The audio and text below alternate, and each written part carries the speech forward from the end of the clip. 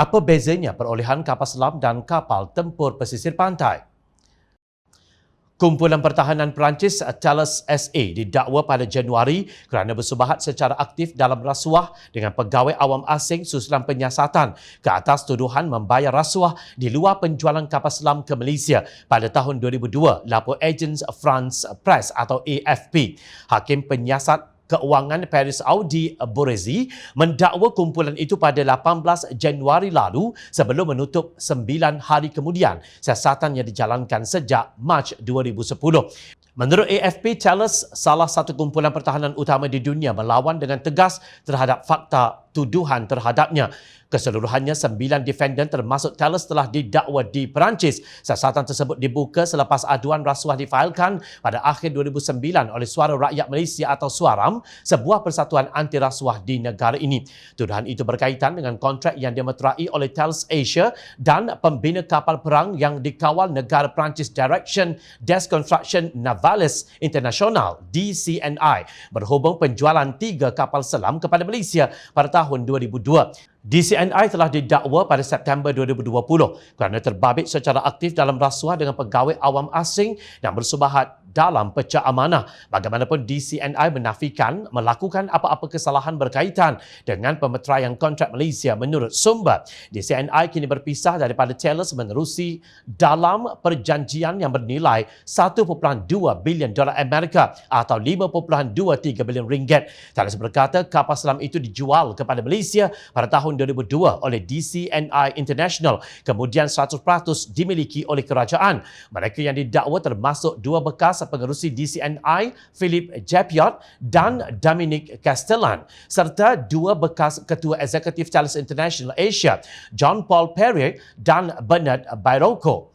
Keempat-empat mereka bagaimanapun menafikan tuduhan tersebut. Kerajaan Malaysia juga telah menyatakan kontrak itu bebas daripada sebarang tuduhan rasuah. Bekas Perdana Menteri Datuk Seri Najib Razak merupakan Menteri Pertahanan ketika kontrak pembelian 2 buah kapal selam Scorpion dan sebuah kapal selam Augusta daripada DCNI yang bernilai 1.2 bilion dolar Amerika atau bersamaan 4.66 bilion ringgit. Abdul Razak Baginda bertindak sebagai penasihat kepada pembelian tersebut, didakwa menerima sogokkan lebih daripada 114 million euro sebagai bayaran kerja konsultan oleh firma yang dirinya pemegang saham terbesar. Di sebalik tabir isu perolehan kapal selam itu, turut didedahkan pembunuhan pada tahun 2006 seorang jurubahasa dan perantara Mongolia Atantuya Sharibu yang telah mengambil bahagian dalam rundingan tersebut.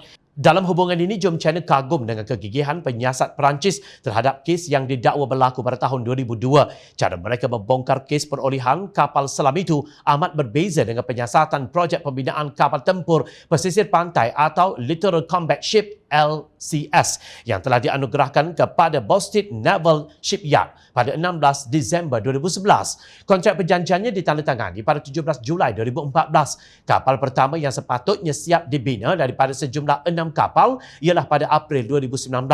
Hakikatnya sehingga hari ini iaitu 3 tahun daripada tarikh ia sepatutnya siap, bayang kapal pun tidak ada. Menurut bekas Menteri Pertahanan Muhammad Sabu dan timbalannya Liao Ching Tong, kontrak asal LCS bernilai 9 bilion ringgit.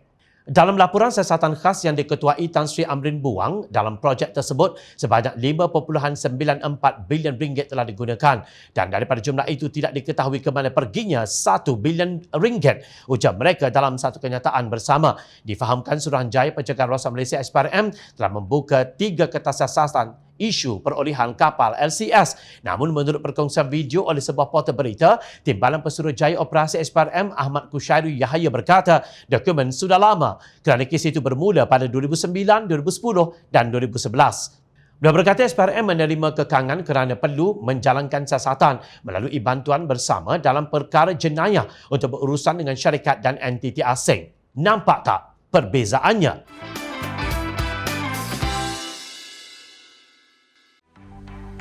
Mencari maklumat dan berita politik yang bebas, kupasan yang tepat, panas. Dapatkannya secara eksklusif hanya di Jom Channel. Komitmen kami, rentasan berita Isnin hingga Jumaat. Berbicara dan isu semasa, kami garapkan secara langsung. Panel-panel berkaliber dan profesional. Interaktif, Pandangan anda kami raikan. Jangan lupa bersama kami di setiap hujung minggu dalam edisi khas mingguan. Jom channel, moving forward, sharing a new experience.